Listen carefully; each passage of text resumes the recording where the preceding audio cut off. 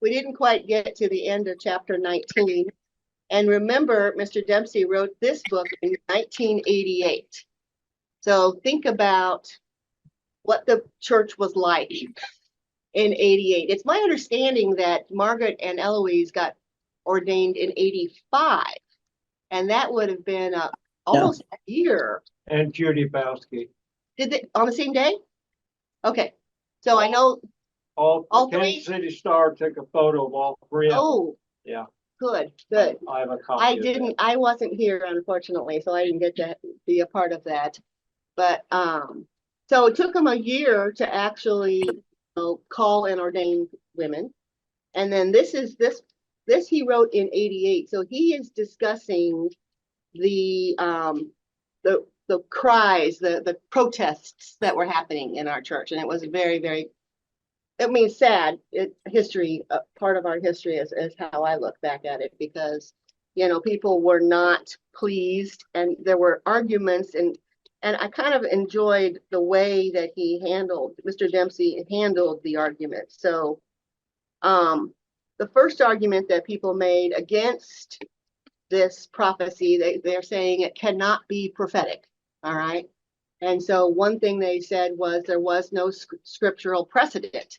In all of the Bible and the Book of Mormon, there weren't women priesthood members. And Dempsey's argument to that was, but the prophets are God's agents of change. And he gave the example of Jesus coming, and speaking from God's perspective on justice and some of the laws of Moses, and he changed things. And so a prophet who is truly from God is there to be that agent of change. And the better question would be, does it fulfill past prophecy? And he talked about the past prophecies of the giftedness of all people, and what we know now as, all the worth of all persons.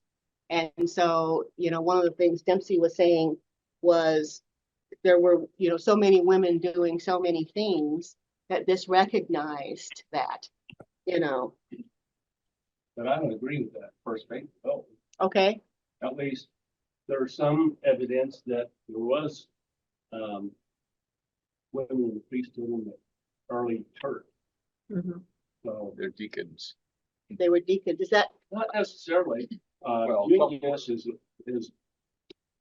an apostle. who? Junia. Junia. Okay. In the scriptures, it's Junius. They changed it to a male name, but Yeah. Okay. That's interesting. but there's scholars that think that it was Junia.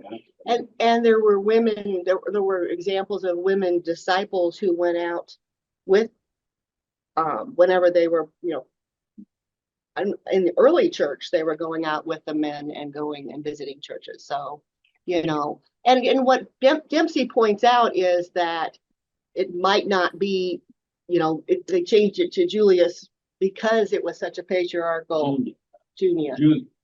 Junius was Junius versus Junia.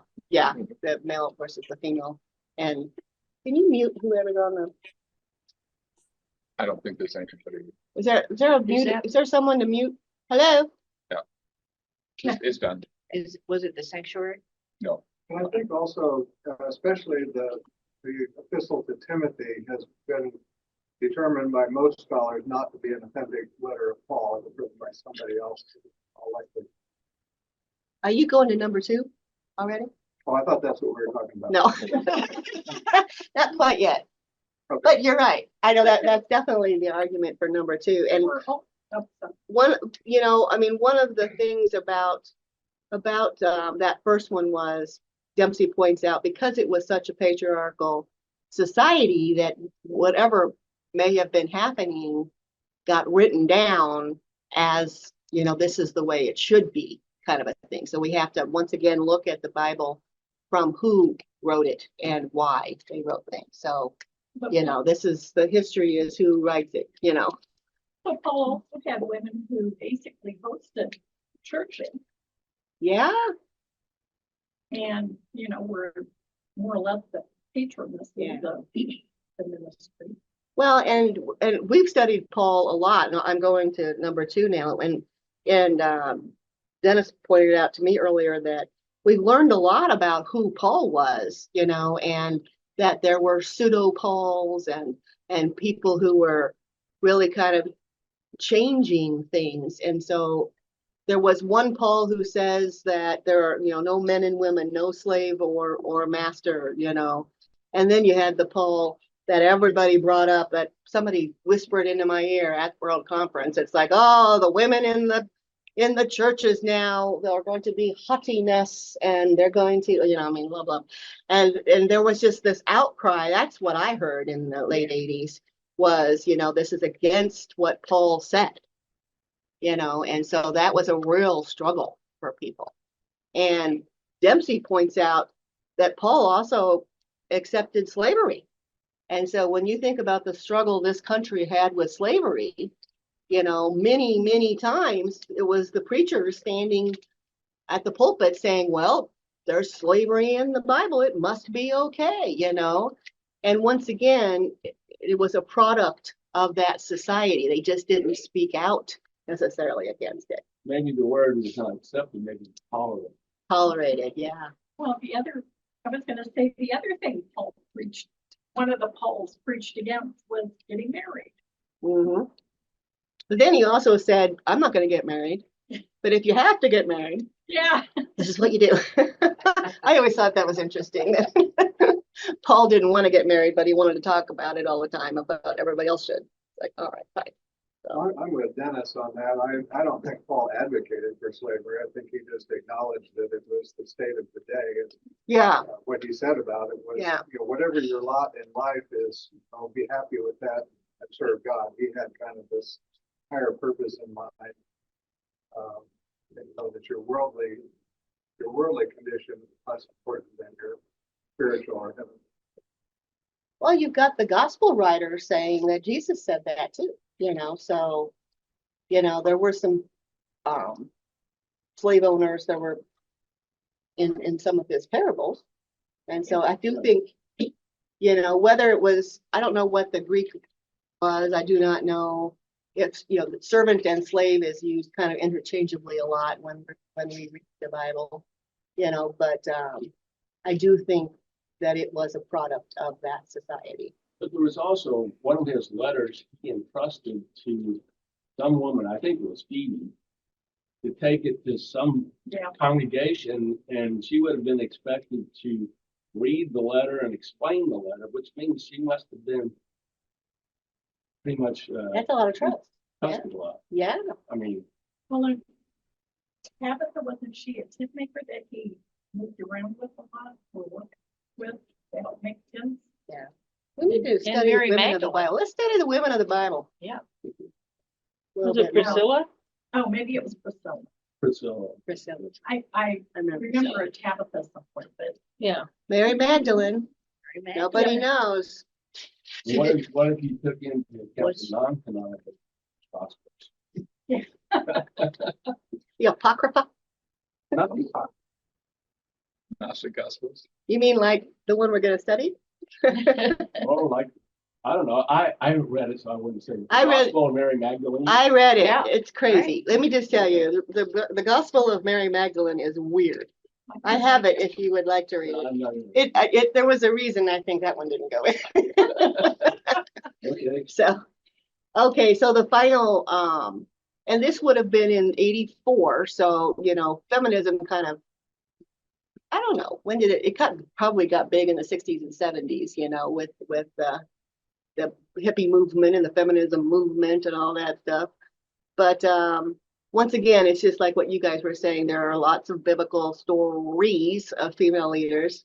And then Frederick M. Smith said that their time will come. So I thought that was kind of cool that even an earlier prophet wasn't in our own church. He wasn't saying that it was never going to happen. They're just kind of waiting for the right time. And I think 84 was when Wally B said that it was the right time. So I kind of liked that part. I was curious when the feminist movement started. This Google says 1848. I There's a Seneca Falls. Right. Oh, yeah. So that, Oh, it women started there suffrage? and then, was gonna yeah, say, the women's suffrage- suffrage came in the Right. 20s. Yeah, So by the And- 1980s, we were way behind times. yeah. There you Yeah. go. Plenty of time to, Yeah, Have the we- 70s were, well, what, the ERA was trying to be ratified. Mhm. yeah. Equal Rights Amendment. Well, before we got there. Yeah, Yeah. no, But I also wanted to but bring we up, were early. these are the arguments made in 1988. He's talking about them for women in the priesthood. And I want us to look at these arguments and think to ourselves, what arguments are being made against gays in the priesthood? Against that, it's the same argument kind of raging right now in our society and still in our church. Even though the national church has decided on policy, by the way, Karen, you were correct. I looked it up. It is not in the Doctrine and Covenants. This is the World Church decided in 2013 to ask each of us to decide what to do about gays in the priesthood. And that was by national conference. And there was not a document that came from the presidency. And so all of these arguments are raging now about gays in the priesthood. And I think it's important, we don't have to, go into the wild discussions today, but it is important for each of us to look at these arguments and then decide, because the national conference in 2013 that I did attend made all these arguments. We went for and we went pro and against and pro and against, and it was well done, and there wasn't a lot of shouting like conferences in the past, and that's what this faithful disagreement that the World Church wants us to do. That's what we're talking about. These are the questions to continue to ask ourselves about being prophetic. And so the question for this chapter is, how do we become a prophetic people? So we're, and there's some things that Dempsey's saying in here that I'm going to disagree with too. But I wanted to start with way back in April of 1829, 1 year before Joseph formally organized the original church. He presented some fundamental calls to approach the cause of Zion.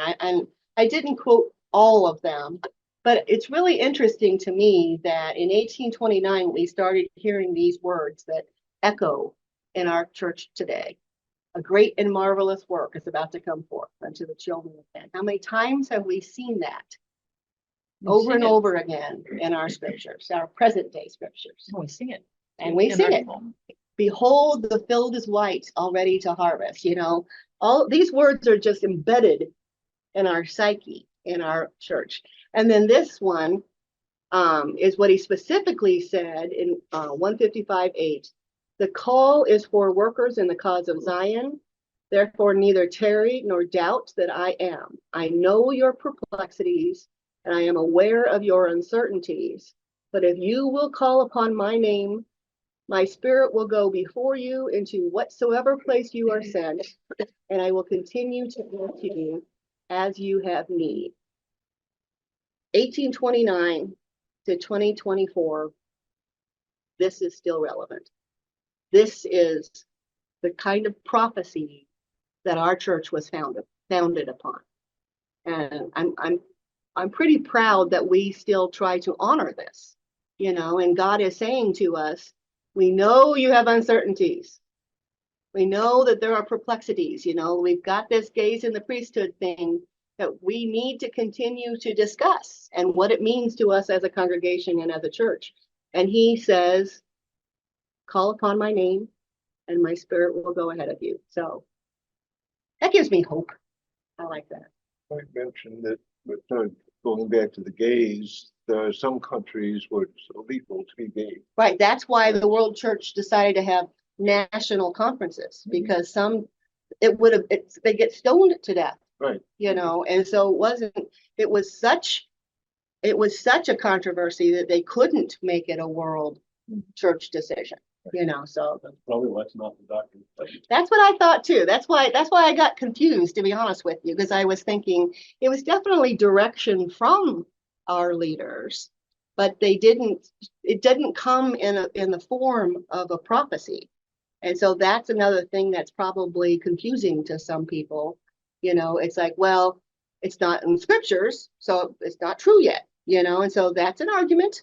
It's an argument that's a valid argument. And Dempsey would say, but does it fulfill other prophecies? Kenneth and I were talking about it the other day, and she's like, well, you know, the worth of all persons, you know, if you look at the last 6, you know, prophecies that we've had in our world church, they talk a lot about the worth of all persons, no matter who they are. And so that does lead us, they're kind of gently leading us into, well, 2013, when the national conference decided to say yes. Which is really smart to have it for a general statement, Yeah, because, you know, suddenly if you're not blonde haired, blue eyed, right. Well, You know, 84 was hard in the it's church. the worth of all persons. We all know how hard 1984 was with women in the priesthood. I mean, we lost a lot of good people. You know, Lan and I lost good friends to this church. And I know that the world church didn't want something like that again. I know that they didn't. So they tried this new thing. So there's no good, there's no easy way to do it. Let's just say it that way. Okay, so those of you who read this chapter, what do we learn from the priesthood retreat story that he told us? I thought it was kind of cool that the priesthood members failed a lot. When the question was just, you know, discuss amongst yourself what your divine call is. Okay, so the very first thing, look, PowerPoint guys, look what I did. I'm very proud of myself today. So the first thing thank you. I Special know, moment. really, really easy for PowerPoint people, but I figured it out. Well, So the first thing they did was make lists of good things to do. How many times have we done that? Especially think of Mission Road. It's like, let's, you know, we need to, every time we talk about, we need to gather more people into the church, and we need to get the kids back. And I mean, all the questions that we have all the time. So this is what they came back with. Let's do this, let's do that, let's do that. And then we have to all decide who's going to be in charge, you know. So the leader said, no, dig deeper. Okay. So the priesthood members went back to their groups and they dug deeper, and then they made better lists. They sharpened their focus and they made refined lists. And what do you think the leader said? Nope. No. Okay, so the point of this is we need to intensely examine the primary human needs in our neighborhoods, in our communities, and sometimes for us at Mission Road, that is a broad word that we're going to have to define. We have to look realistically at congregational resources and the gifts of people. Only then can we really start developing the congregational divine call. So it's a challenge for us, and I know that it's been a challenge for many, many years in this congregation. The pastors are well aware of things that we need to do. It's very important to take care of our congregation. That's high on our priority list. But it's also important for the congregation to have a goal of what we need to do as a people. And so I wanted everybody to kind of, once again, it's a just bigger discussion. It took them 3 hours to get to this sentence, you know, so it's not something that is in a 1 hour class, but I do want everybody to be aware that this is where I think we need to be going. I like his comment, intensely examine. Okay, so then he took us to the personal call, you know, and so the issue is, how do we find our own personal calls? each of us have our own separate lives from the congregation, you know, and so the question is, in our own personal life, what do we do to challenge ourselves? How do we find that personal divine call? And here's some of the here's some of his tidbits of advice. Free yourself from bias. That's tricky. Avoid the arrogance of ignorance. I kind of like that one. The arrogance of ignorance. You know, it's like I know the Bible, and therefore I know what it means. I mean, I think everything that we do in this class period is about trying to avoid the arrogance of ignorance, you know, because, you know, I don't know if it was Paul or someone made a comment in one of our earlier discussions that even our world church used to have this, well, we've got the 3 books, you know, we don't need to go outside of our church to study. And that changed. Remember what year that was? Well, in the early 60s, I think Nadine probably knows, because her dad was going through appointing training about that time. But they had the School of Restoration first. And then sometime after that, they started sending school students or appointees to the Methodist Seminary. St. Paul. Right.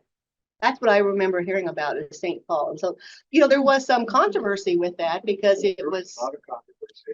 Mark Schaefer's father told him, we've got to quit sending our young men to the cemetery. That's what he called it. Not the seminary. Oh, that's hilarious. Well, because you know what it did was their minds were then opened to different things. And so with some of my young friends, I had some friends at Graceland that went to seminary at a different, you know, because we didn't have it in the 80s, and they left our church, you know, and so that's the danger, you know, whenever you open it up and say, let's study all good books, you're going to lose some people because they're not going to find that balance and faith in this church, you know. So it's a challenge, you know. I mean, it is our challenge, quite frankly. So when I see that arrogance of ignorance, I think more social issues, you know, that our ignorance is homeless people are homeless because they want to be. Right. And Absolutely. Yeah, that is an I arrogance of direct it ignorance more too. towards those kinds of Well said. biases, or it's just ignorant. Yeah. That you're generalizing, and yeah, you know what I mean. You're right. Absolutely. And he talks about it a little bit later too. I mean, the prophecy is meant for, you know, what we're doing right now. And so we do need to educate ourselves on, you know, what this neighborhood needs, what the Center of Hope neighborhood needs, if that's our goal. You know, what do they need, you know, beyond the macaroni and cheese? What do they need in their lives? You know, that's the kind What's of a Band-Aid and what's a fix. exactly. You know, are we going to be involved in their lives? Jane, Go ahead. we knew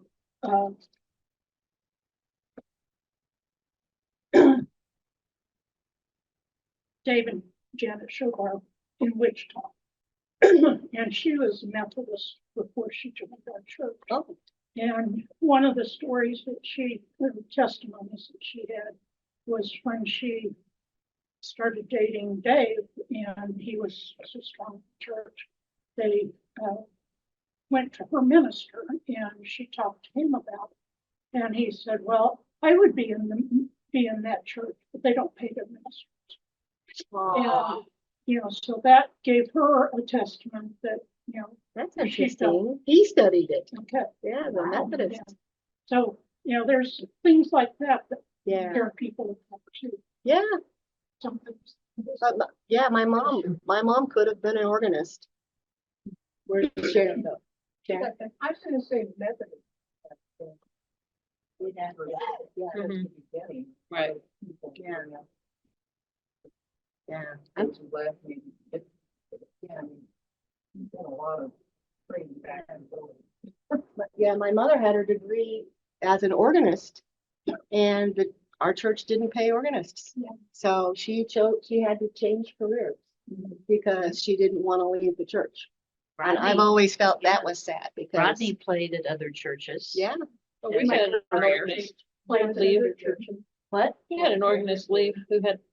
Oh, Janet Janice did, did too? yeah, I didn't. Ryan taught did choir at another church for quite a while. oh, yeah, Yeah. so is Brad As a Amy, paid Brad Amy position. has, Yeah, my So, brother. yeah. Just played the organ and he's played for other churches.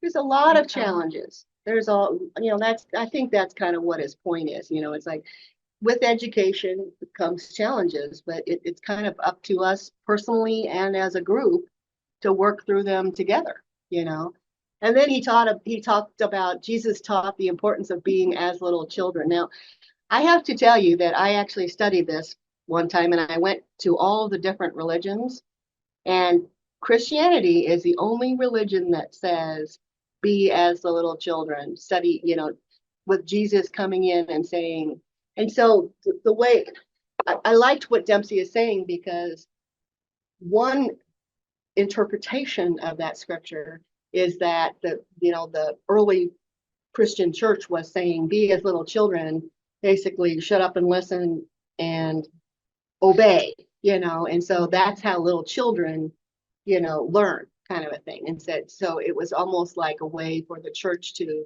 like everything was in Latin, so that the masses didn't get to study it in their own language until Martin Luther came around, And so now, though, I kind of like Dempsey, because what he is saying is, what does this mean? What does it mean to you guys?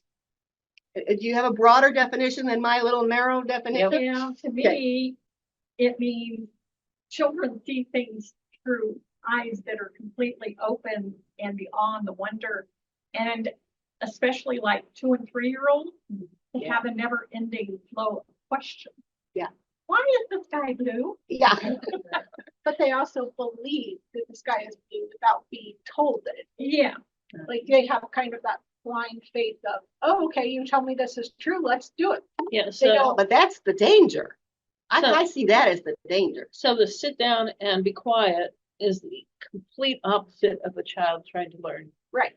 Banging on pots and pans, doing, little experiments. That's how we learn. Yeah. We are absolutely have that enthusiasm and desire to learn snuffed out of us by the old fashioned Yes. idea of Yes. be still and don't talk unless Yes, you're asked to. exactly. Yeah. So, that's a control. Right. That's just controlling everybody Yeah. to Yeah. do what That's the somebody else wants you to parental- do. The parental figure coming down and Yeah, saying, this now, is how I you learn. was thought as being, how innocent and just how they take in the world. Yeah. Be and open. That they, ask a lot of questions. Yeah. Not a lot of biases. And they're a blank slate. They're Yeah. like, right. The Apostle Paul said, when I was a child, I thought I was a child, but when I became a man, And I put away childish things. So There you go. I'm not sure we're supposed to, I think the importance of children is, up to a point, that at some point you become an adult, you're thinking, understanding the world. However, what Mr. Dempsey is saying is that as we study, we need to study like a child. The open, questing mind of small Mhm. children and great scholars. Yeah, like Coral said, I think that Yeah. openness is Yeah. a good attribute. I'm not sure there's a lot of things that little children do that I would want to do anymore. I would, you would. I would totally do the naps. Yeah, I would take a nap. Vote for that. I'm sad that I bought him so much as a kid. I have a photo of myself when I was 9 years old, when I was wearing, my mother bought the outfit that I really, really wanted, and it was huge orange polka dots. And I think about that today. It's like, would I wear it? No. Do I wish that I could wear something that, Loud. I like the adults that are doing that, So there's like little parts of the child that I really wouldn't mind still having, So couldn't afford it. Funny as you get older, how the wisdom of things like taking a nap start to get home. Yeah. Well, my mother used to put me down and pray I did go to sleep, because then I was cranky all the rest of the day. Well, the thing about play we think of kids playing. Playing is absolutely the best classroom there is. I mean, you're learning how to socially interact. Yeah, You're taking on challenges. yeah. Climbing the slide. Somebody I just heard in the last week said, and I've been teaching my kids how to design a safe playground as one of their activities with me. But I looked and I watched for things, and somebody showed that terrible, scary merry-go-round we used to all get on. And they took it, and they're saying our kids today are not as tough as they used to be because we had to play on those. And they said, we need those back on the playground. Kids need to understand to be daring and dangerous and what to expect if you have that. There's so much that adults shut down in children. Yeah. Because you're not minding, you're not being polite. Right. And then we're taking away things from them, with the helicopter parenting now. My parents didn't know where I was until the lights came on the street, Okay, we have And- implications for putting dangerous playground equipment on. Yeah. CPR. Yeah, I was gonna say. Well, we do that's want the problem. We We want to have- limit the concussions, please. I mean, we Well- don't do that. Yeah, but Well, so- so- Kids It's will not find a to way. do the bad stuff, Because- like to get it to the street. Right, I'm being completely beyond the insurance and laws and the which is Somebody really, should put you know, red But rubber. what develops? but the we brain? can't wrap our children in bubble wrap. Right. Well, in just- other countries, there's actually like playgrounds where you build your own fun. And they're not that safe Yeah, looking equipment, yeah, but you can build structures, you can do all Yeah. sorts of stuff. all right. And nobody's like sitting there monitoring it. But the parents are there and they're playing with them. And I mean, it's like industrial stuff.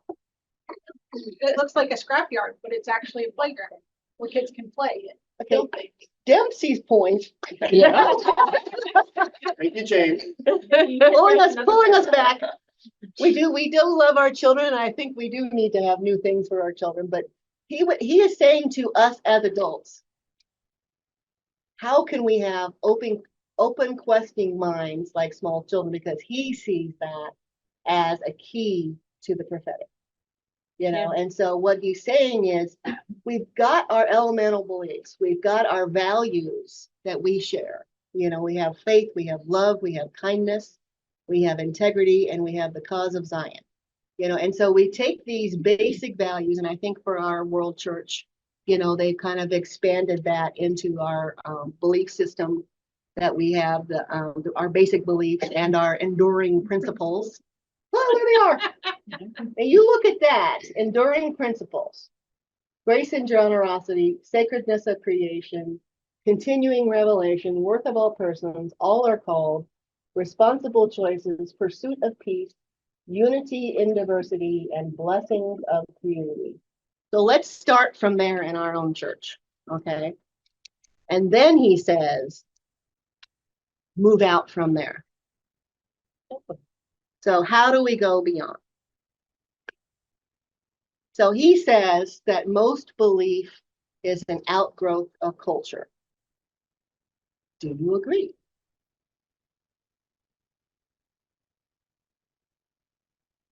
Even these enduring principles, this is the culture of our church. Strengthened by culture. But I think I keep quoting you, Paul, because didn't you say that in one of the earlier classes that if you're born in India, you pretty much become a Hindu, or a Buddhist, or certain areas of our country you get born into Catholicism, So I don't know about the rest of you, but I was born into this church. I was too. So, I am definitely an outgrowth of my culture. But I will say that when There you go. See, he went beyond. Well, the most important is we were all born into Christian religion. Yes, in Much more America. Difficult to make the leap from Hindu to Christianity or Judaism. Islam to Christianity or vice Right, versa. So, right. Yes, I think And it, culture has a lot. to do with this. yeah, and it's frowned upon. Debbie's aunt died recently, and I was privileged to be a part of the funeral service, and she hid from her mother because in the 70s she decided to explore other religions, and so she was exploring Buddhism and paganism and things that her RLDS mother would not have accepted. And Debbie told me that she didn't even tell anybody until after her mother died, which I found very sad.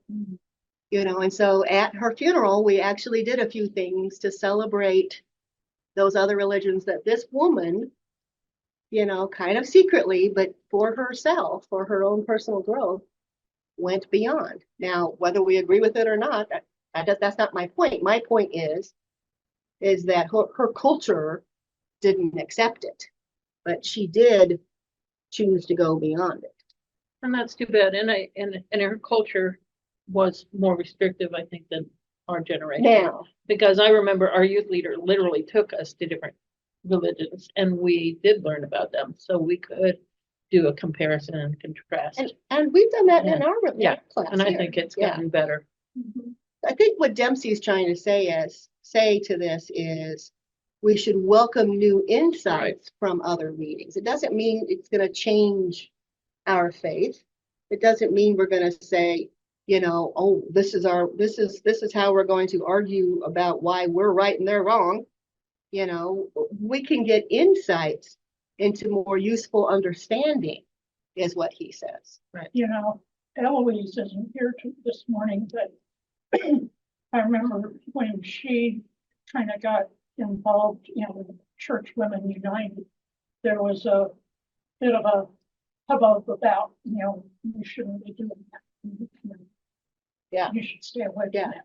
Yeah, and that was not too long ago. Some cultures are much more accepting than we are. When I went to Ghana, the predominant there are Christianity and Islam, and they're very tolerant of each other. In fact, we started, they had a little ceremony for us, and they had Christian students offer prayers and Islamic students offer prayers, and it's really neat. But participating on people playing. You know, I've been listening to some comedy, comics on, when I'm sitting on my bus sometimes. And there's one lady that she says that her dad was Muslim, her mother was Buddhist, and she chose to go more the Christian round. Wow. So she talks There you about go. some of that in her set. Yeah. Kind of interesting. Yeah. so I don't know how many of you have done Bible study fellowship, but I know Lana and I. And, you know, that's an ecumenical group, and you cannot say what church you're part of. So I like that, actually. it is. Yeah. You don't put people in a box. That's good. It's- They asked me to be a leader, to be a priest, and I denied because our church isn't, and it can only be the Bible and that. That was just, that was. That You're was really kidding. honor. So they I do, said I thought this they was don't a ask the denomination. question. I am so disappointed. I was surprised. That was very, very sad. That's very sad. It's to me. such a great study. I know, and I'm glad you said that because I didn't realize that in the classes themselves, they don't ask the question. You cannot say. So for them to ask Lana to be a leader, I find that Yeah. very difficult. Yeah, Very it's a difficult. non-denominational house. What should we do? And that's the community of Christ, and she could come to it. She's like, and once she heard the big, and we do claim it. That was what she got. Just about this. Yeah, that would explain that. And that, you know, so I asked her more questions. It's a, like, it's a wonderful, non-denominational, supposedly, Bible study. I'm still going. I'm doing revelations next year for Bennetts. Ooh, they're doing revelations. No, thank you. You hear that, Jim? Jim needs to join. I was gonna say, I took a couple of classes, well, I didn't finish the second one, but religion classes at JCCC. Ooh. And as part of it, you had to visit a religion that you had, you know, like, you couldn't do your own church or your own, you know, Christianity. Yeah. Some of it I might have been to, but I went to a Buddhist place down on the plaza the first time. For the second one, I went to the Islam mosque out on whatever it is. And but they were both very interesting. I will say I think I enjoyed the Buddhist service more than I did the Muslim, because they were talking in part of the service was in Arabic, thank you, and part of it was in English. So, But Dempsey is saying, you know, kind of from our own personal growth perspective, let's be aware of our culture that we grew up with. Let's be aware of the culture that we're in now. And then let's think about, you know, I mean, he gave some examples about our own church has broken through a lot of the culture, our own culture's biases over the years. I mean, we've been, you know, I would say on the edge. I mean, we're definitely, you know, we've had women in the priesthood since '84. That's a pretty long time, although I'm a little disappointed that we could have done it in 1868 or whatever that is. But whatever, you know, we're working on it. You know, and same with the gays in the priesthood and race relations, you know, I mean, we're discussing what to do with that scripture that Joseph Smith was kind of ahead of his time, actually, by saying that Black males should be in the priesthood. I mean, that was controversial for a different reason than now. Joseph Smith III. That's correct. Joseph Smith. Oh, he was the third. Okay. Yeah. That makes more sense to me. But now we're saying it's not in line with our culture because he also said they should minister to their own people. You know, I went back and read it, you know, to see what's the issue here.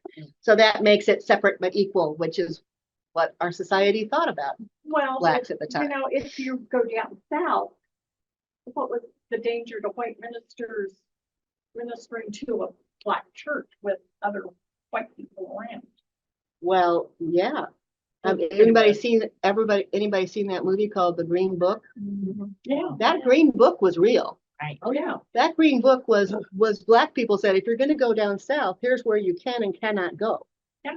And I've got to tell you guys, and this is once again an issue that we all need to discuss, but our mission center has a book club, and we have been studying how to be allies of the LGBTQ community.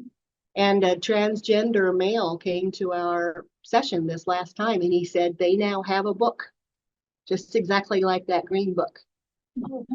And they know where they can go and where, and Florida is red. They cannot go into Florida. I was a little shocked by that, you know, that, I'm not. you know, Yeah. I don't care what your political or religious viewpoint is. We're not discussing that today. What I care about is that we are a church that honors the worth of all persons. You know, these are people. And it just really disappointed me that they have to have this map on where they can and cannot go. Well, In it's America, like to stop in and get 2024. gasoline. It's Yeah. not like, Yeah. exactly, right. exactly. So And Jay, is their book rainbow colored? Is that what it's called? Oh, no, should ask he what showed it as a map. It was a map. It was on some websites, so I can find that for you. so Jane, I am not an ally of that community. All right. I am not, but I, at the same time, because I disagree with some of those lifestyles. But I would never want them to feel like they are worthless or that they are in danger of being mistreated. Ryan, that's all an ally is. Ally doesn't mean you have to agree with them. But what I'm getting from some pockets of the culture is agree with me or we're enemies. And You're right. That's where our world is right now. We are either one way or another, but Yeah. this church doesn't say that. This church says, what do we do to make people feel like they are of worth? Period. End of story. You know, we take the biases away. We take the personal viewpoints away, and we say, what am I going to do in my own personal life so this person feels safe with me? Just safe. That's it. safe. That you're not gonna abuse him or her, or them, or whatever words they're using. Them in there. I think that's all an ally really means. I can't control other people's feelings. I know, but So- but Ryan, it is our job to educate ourselves on the community and what they need, not what the culture is telling us, the right wing or the left wing. Our job is to figure out what these people need. Because they're people And Yeah. they're God's children. and they're God's You children. have I think empathy the and flip love. side of that too is that there are a lot of things that people that are not part of that community do that I would not agree with. So lifestyles, whatever, that wouldn't be right for me, Right. but Yeah. Yeah, me too. so we're all the same, really. Yeah. It's just not, we just choose different things or we are different or Yeah. whatever. Yeah. Yeah, I think it's between them and God. Their choices are their choices, and my choices are my choices. But it's between me and God. but remember that this chapter is about what is our divine call. Our divine call is to share with people that they are worthy. That's it. You can think to yourself that they're gonna face judgment, whatever it is that you think for yourself. But our job on this earth is to share the worth of all persons. I feel very strongly about that world church position. Oh, And I that's know been you- there forever. And it has been. You think about that really was Goes back. a lot of what the movement was about. Yeah. Okay, so here's another issue. I remember hearing this as a kid. We already have the fullness of the gospel. How many times did anybody hear that when they were kids? Oh, yeah. It's like, oh my gosh, we have the fullness of the gospel. We have the job to go out and tell everybody about our three scriptures. That That's probably sounds, what that Bible lady was afraid of, Lena. that sounds like the arrogance of Right, she thinks ignorance. Okay, what about now? Do we agree with this? Yeah, the arrogance of ignorance. I know. Well, there's always something to learn. All right, We that's may have, we may believe we have the fullness of the gospel. yeah. but Do we really know it all? Well, that Then that concept was based on this scripture. Yeah.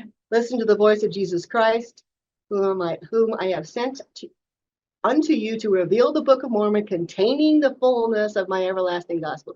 So that's why our early church said that a lot. It's like, oh, here's the Book of Mormon. Yeah, if we truly have the fullness of the gospel, then why do we need continuing? there you go. revelation? I would say that So- they were like I mean- singing the same thing right then. And the other thing, Me I have to switch back to the last topic. We also need to be very careful that in our enthusiasm for the worth of all people, that we don't jump on people who have different points of view. Yeah. Yes, Brian is entitled to his opinion, absolutely. and I love him for it. I love it. And I want him to feel free to contribute. And we need to be careful that we don't pounce on Wash it. I agree. So. Yeah. Just for what it's worth. I don't want to change your political or religious beliefs. I want you to embrace the world church's enduring principles within your own belief system. I think that's the harder thing to do in a church. I think, I mean, where do I start? First of all, I am sure, because I'm not a perfect person, I am sure I can work towards these in a better way. So feel free to call me out, but at the same time, thank you for respecting that we don't, like, my politics may misalign, or some of my values may be different. I feel like depending on how we define worth of persons, I can agree with that 100%. But if we're defining it as you're worthy, that means that everything you do is fine and you don't need to change a thing. No, You know. no, I don't think I any of think us it's can do just that. recognizing that we're all created by God Mhm. and that we should Yeah. all accept that there are differences. We don't have to agree with the choices. We don't have to say, oh, you robbed the bank. Well, that's okay because you're God a loves you. person of worth. I mean, you're still Right. God's Yeah. child, but you made a bet. You did not make a responsible choice. Right. Yeah, Yeah, yeah, I get it. It is about choices and it's about responsibility, you know. And I do think it's an issue that we need to continue to discuss. I don't think we're all gonna agree. I do think that's why the World Church likes the faithful disagreement. But, okay, I was gonna say, I do think that it's important for us to faithfully disagree. That's what I'm hoping that you're feeling. You know, I know that we all should be able to listen to each other and struggle through some of these difficult questions. So I will say I was raised very conservative and I held a lot of conservative views. At some point when I went out into the world and started having experiences, I was able to start. I will say I'm a lot more liberal than I ever thought I would be. My mother is still stuck in the 50s and 60s church where, you know, this is the church and there is no other church. And Yeah, one true church. We all grew up with that. yeah, So we've talked about, you know, the first interpretation that the ultimate truths are already in these books that we have. But then what Dempsey says is the Book of Mormon contained a fuller statement than they had possessed before. But even Joseph Smith didn't think that was the end of prophecy because he brought forth most of his great teachings on Zion and stewardship after the Book of Mormon. So the Book of Mormon was not that final fuller statement, you know.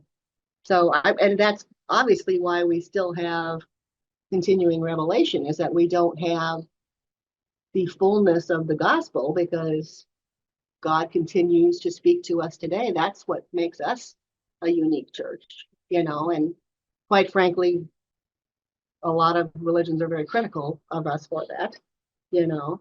The Catholics are that way too. Well, the Pope comes up with some pretty interesting continuing revelations, in my opinion. So I kind of like that, you know. They would probably call it more a reinterpretation of, Yeah, I don't think they don't call it, you know. continuing revelation. No. And many more churches have allowed women. That's true too, you know, and that's without a prophet. So they are perhaps a prophetic people. and there were a few that, you know, had women in priesthood before me. That's true. Not many, but there were a few. Yeah. The Methodists have now split completely Yeah. on the issue of gays in the priesthood. So that's interesting too. So it's a very difficult question. I mean, I get it. So here's what he's telling us. Dempsey is telling us to stay open in our personalized prophetic possibilities. Learn with the child's eagerness, study broadly. And when we study broadly with more profound philosophical issues, we are blessed with a more profound understanding of the prophetic. So this can also affect our preaching and teaching ministry. You know, we can be more incisive and stimulating. You know, Paul's gone, but I don't know about you guys, but I'm fascinated every time Paul preaches because, you know, and Ryan shared with us a little insight into Gnosticism, which we'll talk about whenever we read our book, you know, because First John is, in fact, a reaction to the Gnosticism of the book of Thomas. And so we're going to study about the, you know, the yin and the yang. That's the wrong word. That's the Buddhist word. Sorry. But, you know, just the way that the people were struggling during that time, you know, about what it means to be Christian, you know. So I think it's good to continue to study this. Yes. I just wanted to throw it out there. The Pope is being interviewed tonight on 60 Minutes. Yeah. Wow. So might be Who is? The Pope. Oh, Francis. Okay. So I'm trying to rush through here, but Well, and go ahead. I don't want to bring up controversy, but what the current Pope has been talking about has been messages I have felt, and I know Paul has also because we've talked about it. He is saying some, things that have opened so much of accepting other religions, and he's been doing things like he will go and wash the prisoners' feet, and and different things like that. And we've both been very impressed with his leadership and his willingness to be open to other things. Then I know the Catholic Church was much more conservative when I was a teenager because I had everybody in my neighborhood but me was Catholic where we lived, and so I know they were very much tighter on the reins back then. And this whole thing that has come up because of Bucker doing the graduation thing. Bucker was what I felt. I was thrilled by what he said, but I also realized that he grew up in the previous Catholic belief system. And so he was speaking of that. And it's not what the Catholic Church today feels. It's what he grew up in. So, well, And some that's his do, culture some do, and his some don't. right. Yeah. But overlaying, that's his culture bias because that was what he grew up with. And it's the same thing we struggled as RODS Community of Christ people. We grew up out of the 60s too. And so again, am I happy with some of the things he said? No, because as a woman, I feel like I get to be who I want to be and not judged by the fact that I'm a woman. And so this has been a struggle I've had all week with that whole concept and all that. But again, I'm seeing where we all have biases, and it's easier to look at their biases than our own. And so I'm constantly dealing with that. I think we always have to do that. Yeah. I teach my students a whole bunch of lessons on trying not to be, trying to be aware of those biases, which I wish to goodness they had been teaching us. Yeah. When we were as young as I'm teaching them. And so we have to be very careful. We've got to peel away all those layers to get down to the caring of what we want are the people, what we're trying to do with this, and our leadership is trying to say is be the people that you're not harming others, you're helping others, you're accepting others. Let them be who they are, just love and be empathetical, caring, and move forward from there. So. Ryan, did you want to make a And, yeah, I wish we had more time to unpack this, but the way I see studying other cultures is I see it like if you're like in a forest and all you see are individual trees, or you see a little grove of trees and that's your world, and you think you're the center of the world, and then you get on a high mountain or a high hill and you see a vista and you see, oh, that's part of a larger forest, and there's forests over here and forests over there. You can see that the world is bigger and more complex. However, you can also decide, but you know what? I really like where I live. I'm going to go back there. But now you've seen, or you go on an adventure, like a Tolkien adventure, and then you come back to Hobbiton. And that's okay too. Or you decide, well, maybe I want to join the race of men, or, well, that's the Tolkien thing, but you might decide to move, but I guess it's okay to expand. But here's what infuriates me is if you say, but none of this really matters, like the differences don't matter, or we can disagree and that's fine because you do you and I do me, and whatever, there is no hierarchical value. And it's like, that bugs me, I don't mind that we disagree, but if you just say, well, who's to say who's right or wrong? It's like, well, Why does there You- have to be? You are right. To them, they are right. Yeah, it's a little tricky when both sides are saying I am right. It You know, is that- tricky. That's the part is that we have to, you know, I know I'm a broken record saying faithful disagreement, but I do think that it's important that we recognize the worth of each other, you know, in this setting of our religious beliefs And and say, I think you're wrong, or I think I'm right. And then what do we do from there? I honestly don't know. you know, why do we need to use the term right like that? I don't, you know, I So do mean, you think the enduring principles of our church, do you think those are right? Or are they just right for you, Jane? well, I think if I'm gonna be a priesthood member in this church, these are the things I agree with. That's what I do agree with, the enduring principles of our church. Now, I think That's they a are the higher basic- values that you're talking that's about. the higher Right. value. Yeah, And we all look at them maybe from a different perspective. And part, that doesn't tell me what to think about gays in the priesthood. That's me personally going beyond that. That's where we're gonna have the debate, you know? But I think if we recognize the worth of each other, then I think we can talk about it. And we might not agree. I don't know if we're ever gonna agree, to be honest with you. But I think if we can continue to discuss, then maybe we can come with a common goal. This is what he's talking about. We need to meet the basic needs of ordinary people. This is what prophecy is. What do we do together? It doesn't matter if I can ever convince you of my viewpoint. You know, what matters is what we can do together to meet the needs of people. And Dempsey says that's more what the prophetic role is, the mundane stuff. I You think know? Johnny Drive has Yeah, done a lot in all of this. yeah, Because have reached out into the community. yeah. And met many of the And needs. so has Norton Heights. There are some really good congregations in our, I would love to visit, quite frankly.